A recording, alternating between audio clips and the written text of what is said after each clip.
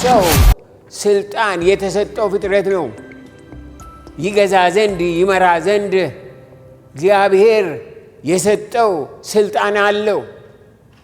ዛሬ ከኃጢአት ውጤት የተነሳ በምድር ላይ ትልቁ ዋይታ፣ ትልቁ ቁስል፣ ትልቁ ቁጣ፣ ትልቁ ጸጸት፣ ትልቁ ሐዘን፣ ትልቁ በደል፣ ትልቁ ጦርነት ያለው በባልና በሚስት መካከል ነው። እግዚአብሔር በሰው ውስጥ ያስቀመጠው ፍቅር የሚገለጠው በባልና በሚስት መካከል ነው። ቤተሰብ በጥንቃቄ መያዝ ያለበት የእግዚአብሔር ስጦታ ነው።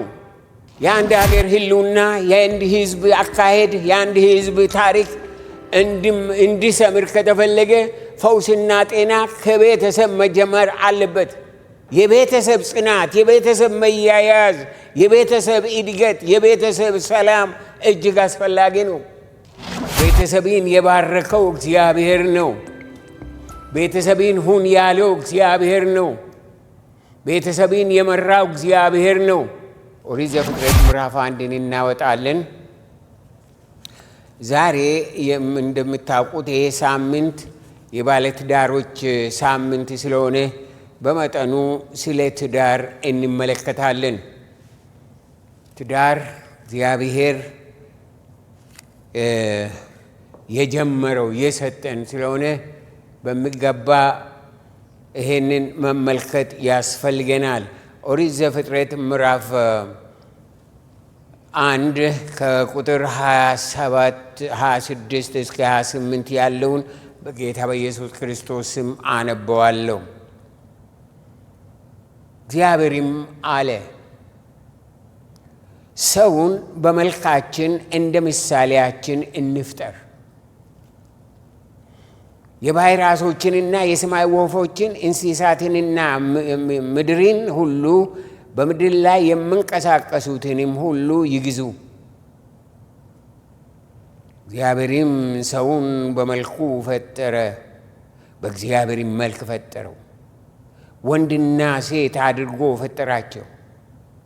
እግዚአብሔርም ባረካቸው፣ እንዲህም አለ፣ ብዙ ተባዙ፣ ምድርንም ሙሉአት፣ ግዙአትም፣ የባሕርን ዓሦችና የሰማይ ወፎች በምድር ላይ የሚንቀሳቀሱትንም ሁሉ ግዙአቸው እያለ ይቀጥላል።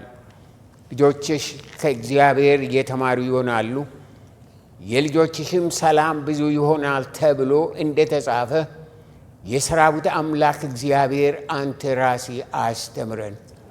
ክብር ምስጋና አሁንም እስከ ዘላለምም ላንተ ይሁን፣ በጌታ በኢየሱስ ክርስቶስ ሕያውና ዘላለማዊ ስም አሜን። የምንመለከተው ርዕስ ቤተሰብ የእግዚአብሔር ዓላማ የሚል። ቤተሰብ የሰው ዓላማ አይደለም፣ የእግዚአብሔር ዓላማ ነው። መጽሐፍ ቅዱስ እንደምነግረን ሰብአዊን ፍጥረት በተመለከተ የመጀመሪያዎቹ አዳምና ሔዋን ነበሩ። የዘላለም እግዚአብሔርም የመጀመሪያውን የበረከት ቃል ከአፉ ያወጣው ራሱ በፈጠራቸውና ባጋባቸው ባልና ሚስት በአዳምና በሔዋን ላይ ነበር። ቤተሰብን የመሰረተው እግዚአብሔር ነው። ቤተሰብን የባረከው እግዚአብሔር ነው። ቤተሰብን ሁን ያለው እግዚአብሔር ነው። ቤተሰብን የመራው እግዚአብሔር ነው። መምሪያ የሰጠው እግዚአብሔር ነው። ስለሆነም ቤተሰብ የሰብአዊ ፍጥረት ሁሉ ምንጭ ሆነ። የዘላለም እግዚአብሔር አዳምንና ሔዋንን ፈጥሮ ካጋባቸውና ከባረካቸው በኋላ የሕይወት መምሪያ፣ የኑሮ መምሪያ፣ የቤተሰብ መምሪያ ሰጣቸው። በአንደኛ ደረጃ ብዙ ተባዙ፣ ምድርንም ሙሉአት አለ። ዛሬ ወደ 7 ምናምን ቢሊዮን ሕዝብ በምድር ላይ አለ። ምድር ግን አልተሞላችም። ገና ብዙ ሕዝብ ያስፈልጋል ማለት ነው። በሁለተኛ ደረጃ ባሕርን፣ በሰማይ ላይ የሚበሩትን ወፎች፣ በምድር ላይ የሚንቀሳቀሱትን ሁሉ ግዙአቸው አለ። ሁሉም በስልጣናቸው ስር አደረገ። ሰው ስልጣን የተሰጠው ፍጥረት ነው። ይገዛ ዘንድ ይመራ ዘንድ እግዚአብሔር የሰጠው ስልጣን አለው። ሆኖም ሰይጣን በባልና በሚስት መካከል ገባ። በመጀመሪያዎቹ ባልና ሚስት መካከል እነሱ ለያያቸው፣ አታለላቸው። መስማት የማይገባቸውን ድምፅ ከሰይጣን ሰሙ። መንካት የማይገባቸውን የዛፍ ፍሬ ነኩ። መቀደስ የሚገባቸውን አረከሱ። ከተሰጣቸው ክብር ወረዱ። ከተቀመጡበት ከፍታ ወደቁ። ሁሉ ነገር ተለዋወጠ። የመጀመሪያ ፍርድና ሞት ወደ ዓለም ገባ። ይህ ዛሬ ያለን ሄዴክ ዛሬ ያለን በትዳር ዓለም በቤተሰብ ዓለም ያለን ሄዴክ የተጀመረው እዚህ ላይ ነው። እግዚአብሔር አትንኩ ያለውን መንካት፣ እግዚአብሔር አታድርጉ ያለውን ማድረግ። ከቅናት የመጣው የመጀመሪያው ሞት ወደ ዓለም ገባ። ቃየል ወንድሙን አቤልን ገደለ። ምድር ተረገመች። ሰብአዊ ፍጥረት ሁሉ በሽተኛ ሆነ። ከዛን ጊዜ ጀምሮ ሰብአዊ ፍጥረት በኃጢአት መወጠር፣ በኃጢአት መደንቆር፣ በኃጢአት መታመም፣ በኃጢአት መደንዘዝ ሆነ። ሰይጣንም በባልና በሚስት መካከል በቤተሰብ መካከል ከገባ፣ ቋንቋቸውን ከለያየ፣ ልባቸውን ካራራቀ፣ ምን አይነት መለያየት፣ ምን አይነት መቆሳሰል፣ ምን አይነት መጎዳዳት፣ ምን አይነት ውድቀት፣ ምን አይነት ስቃይ እንደሚመጣ ተረዳ። ትዳሪን ማፍረስ፣ ቤተሰብን መበታተን ዋናው ስራ ሆነ። ዛሬ ከኃጢአት ውጤት የተነሳ በምድር ላይ ትልቁ ዋይታ፣ ትልቁ ቁስል፣ ትልቁ ቁጣ፣ ትልቁ ጸጸት፣ ትልቁ ሐዘን፣ ትልቁ በደል፣ ትልቁ ጦርነት ያለው በባልና በሚስት መካከል ነው። በምድር ላይ እንደ ቤተሰብ የሚቀራረብ፣ የሚዋደድ፣ የሚፋቀር የለም። ያን ያህል ደግሞ እንደ ቤተሰብ የሚቆሳሰል፣ የሚጨካከን፣ የሚጎዳዳ፣ እንደዚሁም ደግሞ ካስፈለገም የሚገዳደል የለም። የዘላለም እግዚአብሔር ግን ቤተሰብን ያቀደው ዛሬ ላለንበት ግራ መጋባት፣ ጠላትነት፣ መከራና ስቃይ አይደለም። የእርሱ ዓላማ ለየት ያለ ነው። ቤተሰብ የበረከት ምንጭ እንዲሆን፣ ቤተሰብ የሀገር ኩራት እንዲሆን፣ ቤተሰብ የቤተ ክርስቲያን ጽናት እንዲሆን፣ ቤተ ክርስቲያን ማለት ቤተሰብ የትውልድ መቀረጫ እንዲሆን፣ ቤተሰብ የፍቅር መገለጫ እንዲሆን፣ ቤተሰብ የጌታ መከበሪያ እንዲሆን ነው።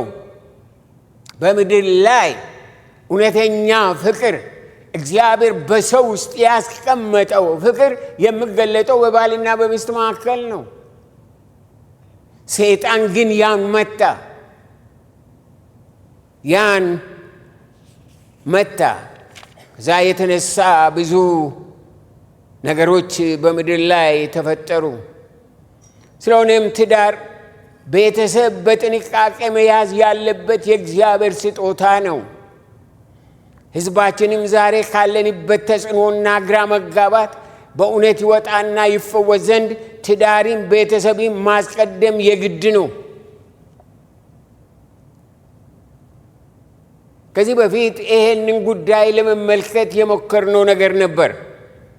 በፈረንጆች ዘመን አቆጣጠር 2003 ዓመተ ምህረት በምድራችን ብሔራዊ ንስሐና እርቅ አውጀን አገር አቀፍ የእርቅና የንስሐ ጸሎት አድርገን ነበር። ምናልባት ብዙዎቻችሁ እዛ ነበራችሁ ብዬ አስባለሁ። በየዓመቱ ስለ መንፈስ ቅዱስ ቀጥለን ስለ ቤተሰብ በስቴዲየም ፕሮግራሞችን አድርገናል። ለቤተሰብ ንስሐና ጸሎት ስንዘጋጅ በምድራችን ስላለው ንስሐ መግባት የሚያስፈልጉን ምንድናቸው ብለን ከተለያዩ ተቋሞች ጋር ተሰብስበን በምድርቷ በቤተሰብ መካከል እየሆኑ ያሉትን አንዳንድ ሪፖርቶችን ሰማን። ምንድን ነው ኢትዮጵያውያን ንስሐ መግባት ያለባቸው ስለ ቤተሰባቸው? ምክንያቱም ኢትዮጵያ የምትፈወሰው ቤተሰባችን ቢፈወስ ነው። ያ እንዲሆን ግን ምንድነው ንስሐ መግባት ያለብን ብለን ሰዎችን ጠርተን ከየድርጅቱ እንትን እናደርግ ነበር። ከነዛ ሶስቱን ብቻ ይነግራችኋል። በአንድ ስብሰባ ላይ በተለያዩ ባለሙያዎች የቀረቡ ሪፖርቶች እጅግ የሚያሳዝኑ ነበሩ። አንዱ ዶክተር ነበረ። ከፊስቱላ ሆስፒታል የቀረበ ነው። ዛሬ የመጣሁት አለ አንድ በአጎቱ ከጥቅም ውጭ እስከሚሆን ድረስ የተደፈረ ወጣት ልጅ አክሜ ነው አለ። ተመልከቱ፣ ወጣት ልጅ በአጎቱ። ሌላው የቀረበው ከወንጀል ምርመራ ፖሊስ ነው። ዛሬ የመጣሁት አለ አንድ በአጎቱ ነው። ሌላው ምንድነው? አንድ ሰው ወደ ውጭ ሀገር እልካችኋለሁ ብሎ ስራ አዝዛችኋለሁ ብሎ 115 ወጣት ሴቶችን ሰበሰበ። ያን ምን አደረገ? እያንዳንዳቸውን በመንገድ ሬፕ አደረጋቸው። ፖሊስ በምርመራ ደርሶበት ያ ሰው በእስር ቤት እንዳለ ነገረን። ሶስተኛው የቀረበው ከአፍሪካ አንድነት ድርጅት ነው። እንደምታውቁት አፍሪካ አንድነት ድርጅት መስራት ትልቅ ክብር ነው በኢትዮጵያ ውስጥ። ምክንያቱም ትምህርትንም ይጠይቃል፣ ብዙ ነገር ይጠይቃል። ነገር ግን ያ ከዛ የመጣች አንድ ክርስቲያን እህት ያቀረበችው ሪፖርት ነው። በዛ መስሪያ ቤት ብዙ እግዚአብሔርን እጅግ የሚወዱና የሚያከብሩ ክርስቲያን ሴቶች እንዳሉ ሁሉ ከውጭ ሀገር ከመጡት እንግዳ አለቆችና ሰራተኞች ጋር የሚማግጡ የራሳቸውን ሆነ የእንግዶችን ትዳር የራሳቸውንና የእንግዶችን ትዳር የሚያፈርሱ ለስማችንና ለትዳራችን ሀፍረት የሆኑ ብዙ ሴቶች አሉና ስለ እነሱ ንስሐ እንግባ የሚል ነበረ። ስለ ኢትዮጵያ ሴቶች በታላላቅ ደረጃ ላይ ስላሉ ብዙዎቹ በታላላቅ ደረጃ ላይ ያሉት ዝም ብሎ አይደለም፣ አንዳንዱ በማይሆን መንገድ ነውና ብላይች እህት ሀሳብ አቀረበች ማለት ነው። ብዙ ሀሳቦች ቀርበዋል። እነዚህ ላይ አልጠቅስም። እዛን ጊዜ ያን ዓመት በእግዚአብሔር ፊት በአደባባይ ወጥተን በአዲስ አበባ ስቴዲየም ጸልን። ስለ ልጆች፣ ስለ ትዳር፣ ባለትዳሮች፣ ስለዚህ ሁሉ ስለተባሉ ብዙ ነገር ይሄ ነው የማይባል ንስሐ ነበረ። ወገኖቼ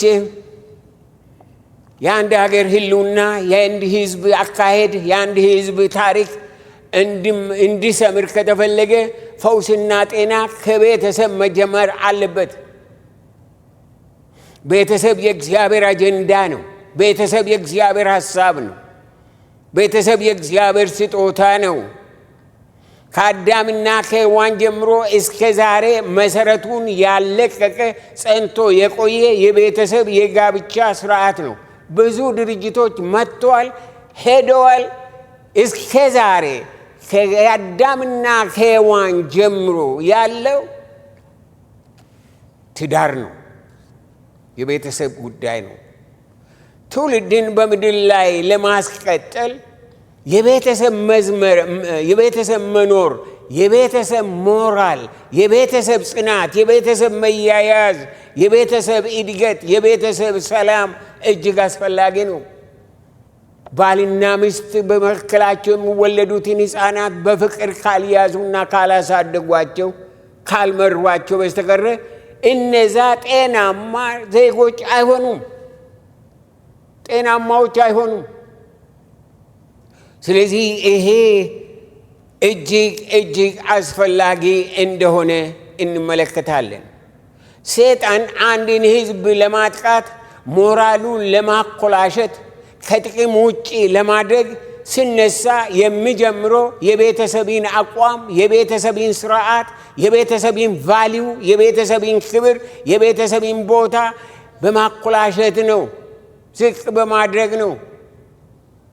በምድር ላይ ከ50 እስከ 70 የሚሆኑ ሰፊ ግዛት የነበራቸው እጅግ የተፈሩና የገነኑ መንግስታት በዓለም ላይ እንደነበሩ የዓለም ታሪክ ይነግረናል። ዛሬ ግን የሉም፣ ስማቸውም ድምፃቸውም አይሰማም። የነዚህ መንግስታት አወዳደቅና አወዳደቃቸውም ታላቅ የሆነው የሞራል ክስረት፣ የቤተሰብ መፈራረስ ከውስጥ እንደነቀዝ በልቷቸው እንደሆነ ታሪክ ደግሞ ይነግረናል። ብሪቲሽ ኢምፓየር፣ ሮማን ኢምፓየር፣ ግሪክ ኢምፓየር፣ ይሄ ኢምፓየሮች፣ ቻይኒዝ፣ ሁሉ ነገር የት ሄዱ? እነዚህ ምን ሆኑ ተብሎ ሲጠና ውርቀታቸው ሞራል ነው። ሞራሉ ከቤተሰብ ነው የተጀመረው። ስለዚህ እኔና እናንተ ይሄንን ነገር በሚገባ መጠንቀቅ ያስፈልገናል። በሞራሉ የወደቀ ግለሰብ ሆነ ህብረተሰብ የትም አይደርስም። የመርገም ምን ይሆናል? ለመርገም የተጋለጠ ይሆናል። ዛሬ በዚህ በአንደኛው ክፍለ ዘመን በምዕራባውያን ላይ እየደረሰ ያለው የሞራል ክስረት እጅግ የሚያሳስብ ነው። በነጻነት ስም ለግብረ ሰዶማውያን መድረክ እየሰጡ ቤተ ክርስቲያንን፣ ትምህርት ቤትን እያስወረሩ ነው። ግብረ ሰዶማዊነትን እግዚአብሔር የረገመው ስለሆነ ግብረ ሰዶማዊነት መርገም እንጂ ነጻነት አይደለም። ይህ በትምህርት ቤት ማስተማር፣ የልጆችን አእምሮ መበከል፣ ምድሪቷን ለሰዶምና ለጎሞራ አይነት ቅጣት ማዘጋጀት እንጂ ሌላ ነጻነት አይደለም። ግብረ ሰዶማዊነት ግብረ ሰዶማዊነትን እግዚአብሔር ይጸየፈዋል። በሮሜ መልእክት ምዕራፍ 1 እስኪ ወደ አዲስ ኪዳን እንሂድና ይሄንን እንየው። በሮሜ መልእክት ምዕራፍ 1 ከቁጥር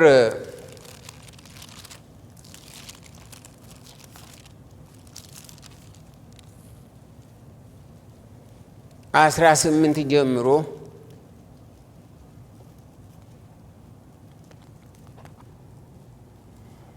እውነትን በአመፃ በሚከለክሉ ሰዎች በኃጢአተኝነታቸውና በአመፃቸው ሁሉ ላይ የእግዚአብሔር ቁጣ ከሰማይ ይገለጣልና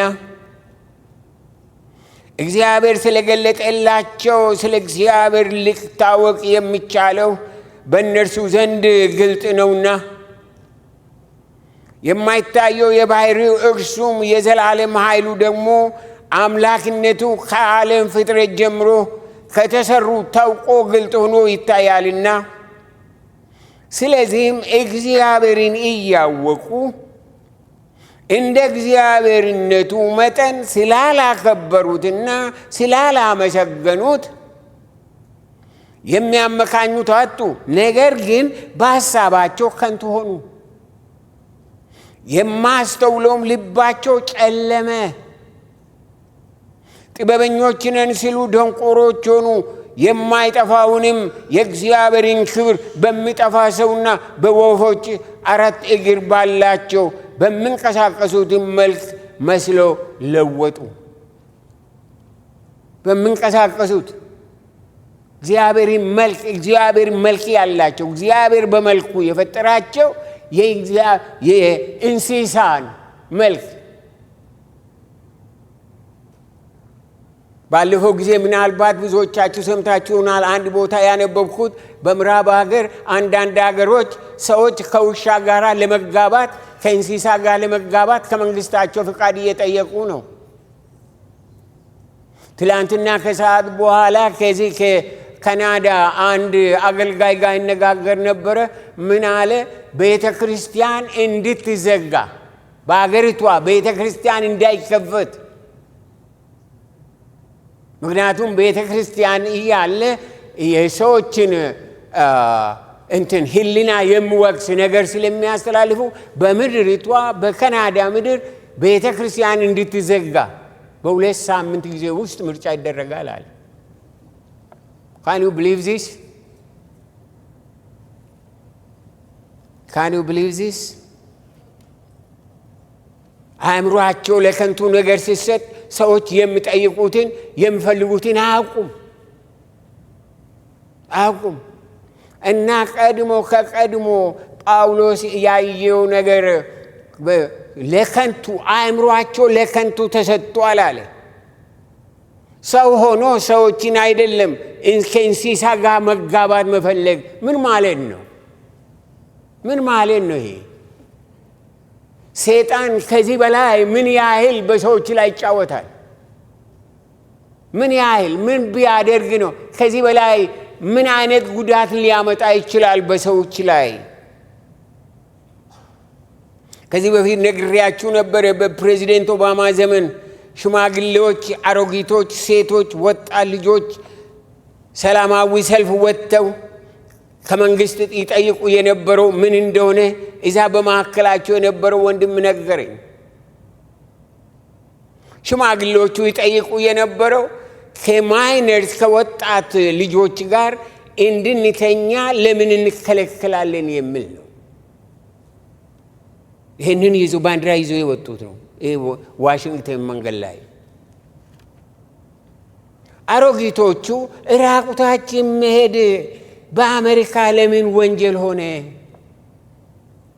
ራቁታችን እንድንሄድ ይፈቀድልን የሚል ጥያቄ ነበራቸው። ወጣት ልጆች ደግሞ ሶስተኛ ደግሞ እንደማልና ምን ይጠይቃሉ? ለምን ከሽማግሌዎች ጋር ዴት አንደራረግም? በሰውነታችን ላይ መንግስት መብት የለውምና ይፈቀድልን የሚል ጥያቄ። what a curse! ምን አይነት መርገም!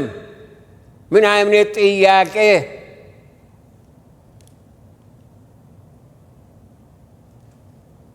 ዛሬ በመንግስት ደረጃ ህግ ሆኖ እንዲታወጅ የተጠየቀ ያለው ህፃን ልጅ ስለ ጾታ መወሰን ይችላል፣ ስለ ጾታዋ ልትወስን ትችላለች የሚል ወሬ ነው። የካናዳ ጠቅላይ ሚኒስትር 9 ዓመት ሴት ልጇን ወደ እንግሊዝ አገር ወስዶ ወደ ወንድነት እንዲለወጡ ትንትን አስደረገ ያሉ።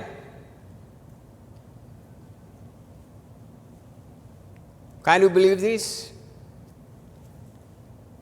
ስለዚህ በምድር ላይ ውርቀት የሚመጣው፣ በምድር ላይ ርኩሰት የሚመጣው፣ በምድር ላይ ወገኖቼ ምን ልበላችሁ እግዚአብሔር የማይፈቅደው ነገር የሚሆነው ቤተሰብ ሲነካ ነው። ቤተሰብ የማይነካ ነው። ቤተሰብ የተቀደሰ ነው። ቤተሰብ በምንም አይነት በውጭም በውስጥም መነካት የለበትም። መንግስት በቤተሰብ ላይ ህግ ወይም ደግሞ መብት የለውም። ቤተሰብ የእግዚአብሔር ስጦታ ነው።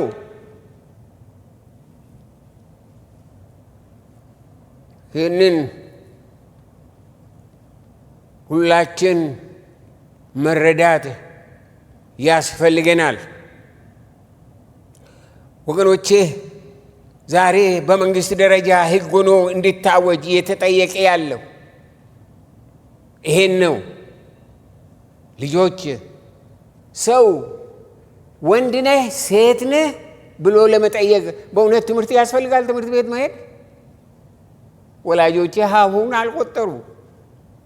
ነገር ግን አባቴ ወንድ እንደሆነ እናቴ ሴት እንደሆነ ያውቁ ነበር።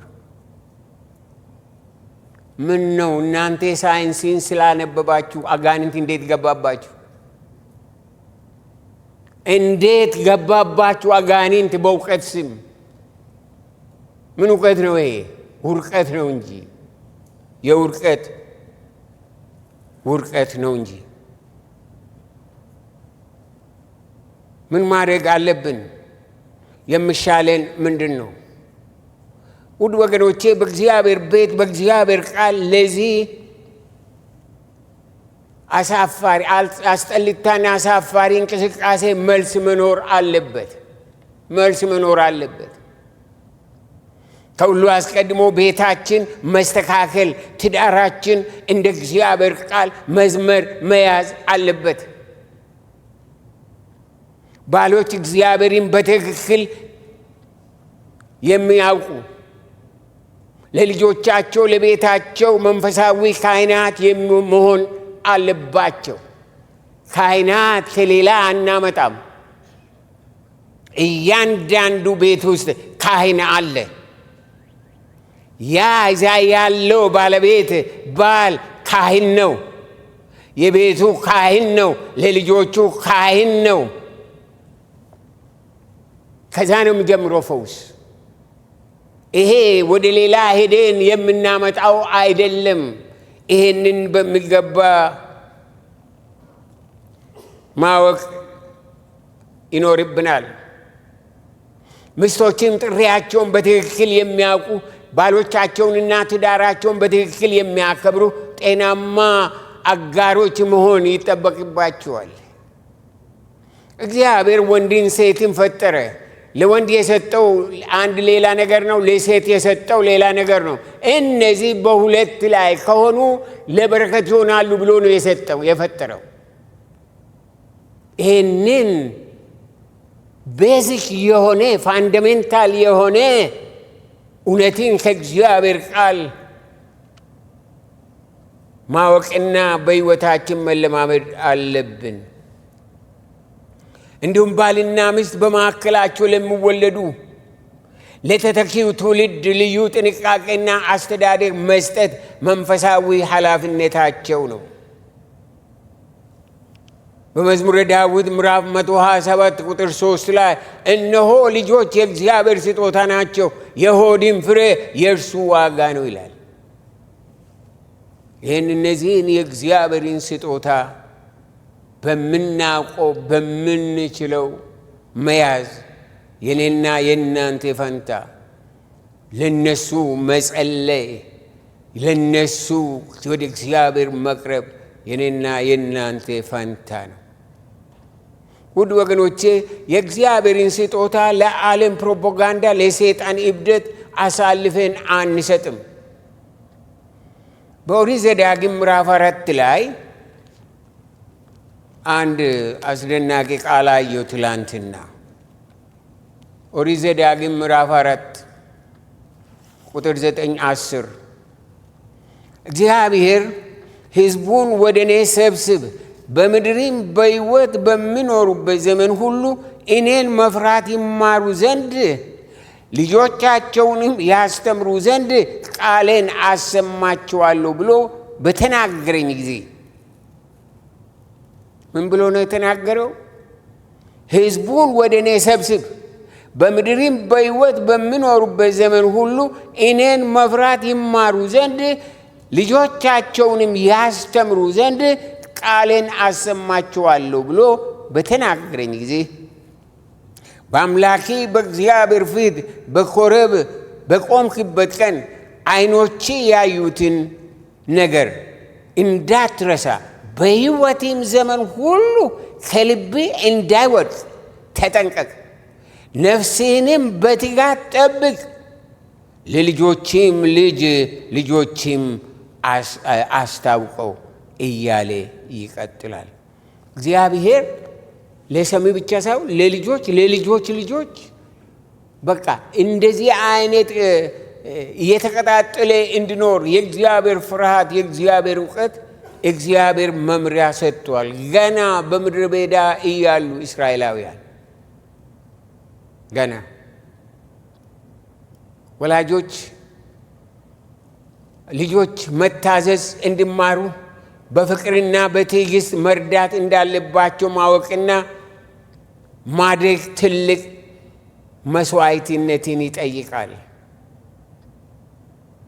ነገር ግን ለልጆች ሆነ ለህብረተሰቡ ፊውቸሪቲ ትልቅ ዋጋ፣ ትልቅ ክብር አለው፣ ትልቅ ትርፍ አለው። ልጆች መታዘዝን ሲማሩ ለራሳቸው ነው። የእግዚአብሔር ቃል ይባረካሉ፣ ዕድሜም ይጠግባሉ ይላል የእግዚአብሔር ቃል በኤፌሶን ምዕራፍ 6። እንዳውም ይሄንን እንየው። ልጆችን መቅጣት መጉዳት አይደለም።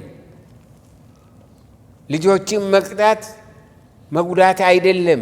ምን ማለት ነው? ዕድሜያቸው እንዲረዝም በሕይወታቸው ዘመን መልካም ነገር እንዲሆንላቸው ማዘዝ ማቀብ ነው።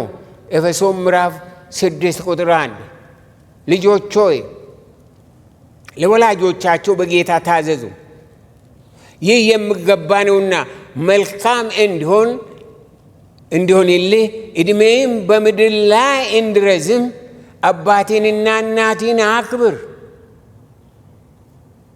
እርሷም የተስፋ ቃል ያላት ፊተኛይቱ ትእዛዝ ናት። እናንተም አባቶች ሆይ ልጆቻችሁን በጌታ ምክርና በተግሣጽ አሳድጓቸው እንጂ አታስቆጧቸው። ልጆቻችሁን እናንተ አባቶች ሆይ ልጆቻችሁን በጌታ ምክርና በተግሣጽ አሳድጓቸው። ሕፃናትን ልጆችን መምከር፣ ልጆችን በዛ ማሳደግ ለነሱ ዕድሜ መልካም ነው። ለነሱ ሕይወት መልካም ነው። ለነሱ ዘመን መልካም ነው። የእስራኤል አምላክ እግዚአብሔር ይርዳን። እግዚአብሔር ማስተዋልን ይስጠን። ስለዚህም ወገኖቼ እኔና እናንተ ብዙ ኃላፊነት ተሰጥቶናል። ዛሬ ተማሪዎች የሚውሉበት ትምህርት ቤት የጦር ሜዳ ነው። ከአስተማሪዎች እስከ ጓደኞቻቸው ድረስ የሚሰሙትና የሚያዩት ብዙውን ጊዜ ጤና የጎደለው ነው። ጦርነት በቤታቸው አለ። አሁንማ ይሄ ስማርትፎን ጠቅላላ ስማርትፎን አይደለም፣ የሚያበላሽ የሚያጠፋ ብዙ ነገር ያለ ጊዜ ኤክስፖዝድ እንዲሆኑ ያለ ጊዜ እግዚአብሔር የሚጠላውን ነገር ገና በልጅነታቸው አልተማርንም እንባላለን። በባል ሀገር ነው ያደግነው። በአንድ በኩል በጣም እግዚአብሔርን አመሰግናለሁ በዛን ዘመን በዛ ቦታ ስላደግኩ እግዚአብሔርን አመሰግናለሁ። ማለት እንደናንተ እንደ ከተማ ሰዎች አይደለሁም። እኔ ባል ሀገር በትልቅ ክብር ነው ያደግኩት። እናንተም ደግሞ ይቅር ብሏችኋል። ምንም አይደል ወገኖቼ። እንዴት ድንቅ ነው ለልጆቻችን መጸለይ። ስለዚህ ነው ተማሪዎቻችሁን የልጆቻችሁን ስምና ትምህርት ቤታቸውን ወደዚህ ቤተ ክርስቲያን ስማቸውን አምጡ፣ ጽፈን አስቀምጠን እንድንጸልይላቸው በየሳምንቱ ብለን የጠየቅናችሁ። ሰዎቻችሁ አምጥታችኋል። እግዚአብሔር ይባርካችሁ። እንጸልይላችኋል። ልጆቻችንን ለዓለም አሳልፈን አንሰጥም። ልጆቻችንን ለክፋት ለዚህ ለማይሆን ነገር አሳልፈን አንሰጥም። እግዚአብሔር አእምሯቸውን፣ ልባቸውን፣ እይታቸውን፣ አካሄዳቸውን፣ ጥናታቸውን ሁሉ በራሱ ክብር ለራሱ ስም እርሱ ይጠብቃቸዋል። እሱ ይጠብቃቸው። አሜን። ይጠብቃቸው።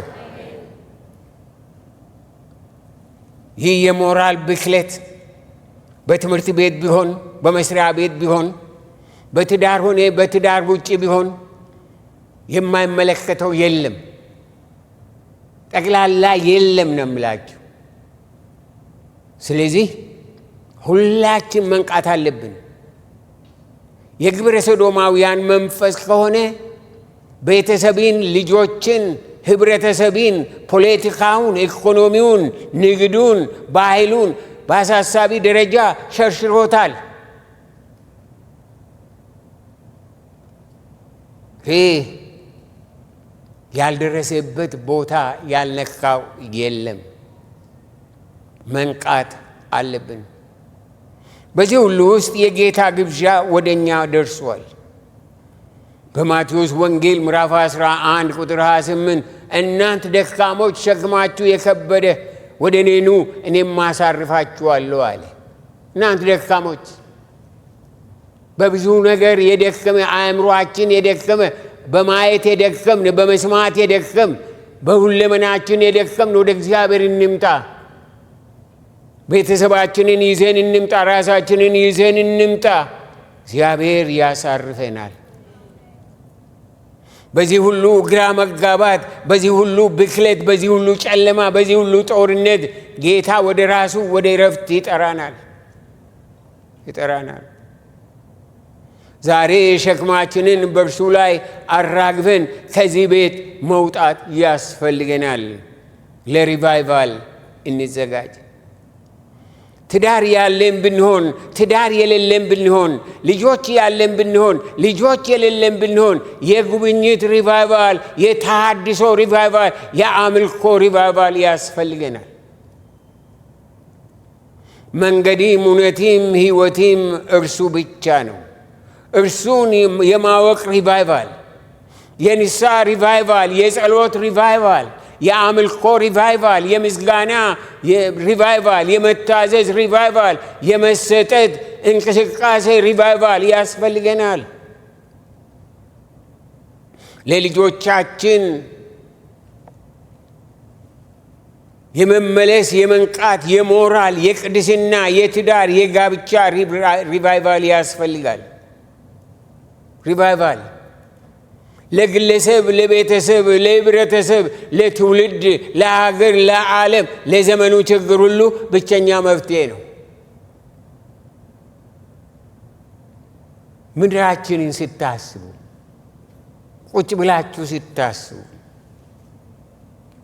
ያለውን ነገር በምናስብበት ጊዜ ምንድን ነው መፍትሄው?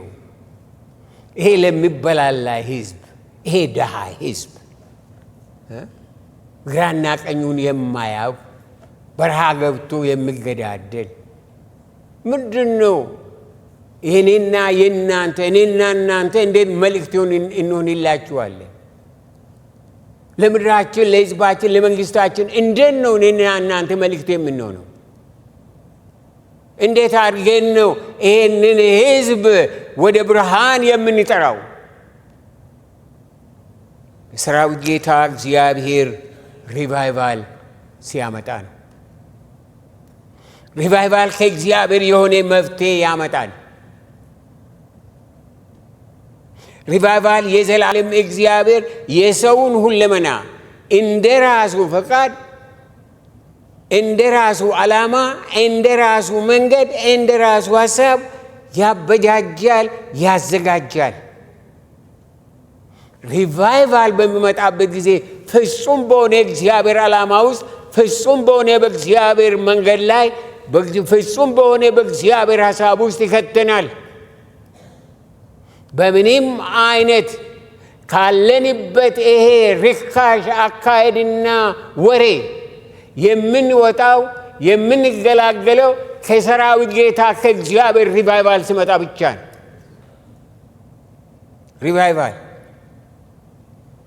ሪቫይቫል በሚመጣበት ጊዜ ወገኖቼ መንገድን እንይዛለን። ኃጢአት እንደሆነ፣ ቅድስና እንደሆነ፣ መጥፎ እንደሆነ ይህን እናውቃለን። ማስወገድ የሚገባንን እናውቃለን። ማስወገድ የማይገባንን እናውቃለን። ሪቫይቫል። ስለዚህ ዘመኑ ወደ ሪቫይቫል ካልገባም በስተቀረ በምንም አይነት ምድራችን ካለችበት ጥላቻ፣ ካለችበት ጎሰኝነት፣ ካለችበት ርኩሰት አትወጣም። እውነቱን ልንገራችሁ፣ ምንም ይሄ ነው ቢባል አትወጣም። ስለዚህ ለእኔና ለእናንተ እግዚአብሔር ኃላፊነት ሰጠን። ለሪቫይቫል እንጸልይ። ስለዚህ ነው ቀንም ጠዋትም እግዚአብሔርን መጠየቅ ያለብን። እግዚአብሔር ሪቫይቫሉን እንዲያመጣ እኔ አይቻለሁ። ሪቫይቫል በመጣ ጊዜ በተማሪዎች ላይ ሪቫይቫል በወደቀ ጊዜ I was one of them። ወገኖቼ በምድር ላይ ላለው በሙሉ መልስ አገኘን። ለፖለቲካው፣ ለኢኮኖሚው፣ ለኑሮ፣ ለመውጣት፣ ለሁሉ ነገር መልስ አገኘን። ዛሬ መልስ ያጣነው ሪቫይቫል ስለሌለ ነው። ሁሉ ነገር አለን። ትምህርት ተምረናል፣ ስራ አለን፣ ገቢ አለን፣ ሁሉ ነገር አለን። ነገር ግን መልስ የለንም። ዋይ? ከእግዚአብሔር የሆነ ሪቫይቫል ውስጣችን ስላልገባን፣ በውስጣችን ስላልገባን። ስለዚህ ወደ እግዚአብሔር መመለስ አለብን። እግዚአብሔርን ፊት መፈለግ አለብን። እግዚአብሔርን ፊት መፈለግ አለብን። እያንዳንዳችን ወገኖች እግዚአብሔርን መፈለግ፣ እግዚአብሔር እንደ ራሱ ፍቃድ እንደ ራሱ ዓላማ ወደዛ ውስጥ የሚያስገባን ሪቫይቫልን በማምጣት ነው። አይናችን ይከፈታል። ቆሻሻ ምን እንደሆነ፣ ትክክል ያልሆነ ነገር ትክክል ምን እንዳልሆነ የምናውቀው ያ እሳት፣ ያ ሪቫይቫል ሲመጣ ነው። ያ ሪቫይቫል ሲመጣ ሌላ ቀርቶ ወገኖቼ ለራሳችን ብቻ አይደለም፣ ለዚህ ከተማ ለአሜሪካ ሕዝብ እኔና እናንተ ስለ አሜሪካ ሕዝብ አናወራም። ለምን? ኃላፊነታችን እንወጣለን። ሪቫይቫል ከመጣ እኔና እናንተ ይህ ቦታ ለብዙ ሕዝብ መልስ ይሆናል። ለብዙ ሕዝብ መፍትሄ እንሆናለን። ስለሆነም ወደዛ እንግባ፣ ወደ ሪቫይቫል እንግባ። የእስራኤል አምላክ እግዚአብሔር ይጎበኘን፣ እግዚአብሔር ይመልከተን። ካመጣነው ከዘመናት ከዛ ጉስቁልና፣ ከዛ ድንቁርና፣ ከዛ ዝም ብሎ ከመኖር የእስራኤል አምላክ እግዚአብሔር ነፃ ያውጣን። ሁላችን ብድግ እንላለን። ሁላችሁ ጸልዩ ወገኖች። እግዚአብሔር ጣት እንዲነካችሁ ያስፈልጋል። ሁላችን፣ ማናችንም ከኔ ጭምር የእግዚአብሔር ጣት እንዲነካን ያስፈልጋል። እግዚአብሔር ያን እሳት ያምጣው። እግዚአብሔር ያን ፈውስ ያምጣው። እግዚአብሔር ያን ለውጥ ያምጣው። ታሪካችን ለዘላለም የተለወጠ ይሁን። ቤተሰባችን ይለወጥ። በእኛ እጅ ያሉ በናዝሬቱ በክርስቶስ ኢየሱስ ስም በእኛ እግዚአብሔር የሰጠን ኃላፊነት ለጎረቤቶቻችን፣ ለሁሉም የእስራኤል አምላክ እግዚአብሔር ሪቫይቫልን ይስጠን፣ ያምጣው ሪቫይቫል። እግዚአብሔር ባርካችሁ። እግዚአብሔርን እጅግ አድርገን እናመሰግናለን። ሁላችሁ ከልባችሁ ጸልዩ። እዚህ ብቻ አይደለም፣ ቤታችሁ ስትገቡ በራችሁን ዘግታችሁ ጸልዩ። ጌታን ፈልጉ። እግዚአብሔር እናንተን እኔና እናንተን ወደሚፈልገው እንዲያስገባን ከፈለግ መጸለይ ያስፈልገናል። ፈውስ ያስፈልገናል። ውስጣዊ ፈውስ ነው የሚያስፈልገን። ያን እግዚአብሔር በክርስቶስ ኢየሱስ ስም ይስጠን።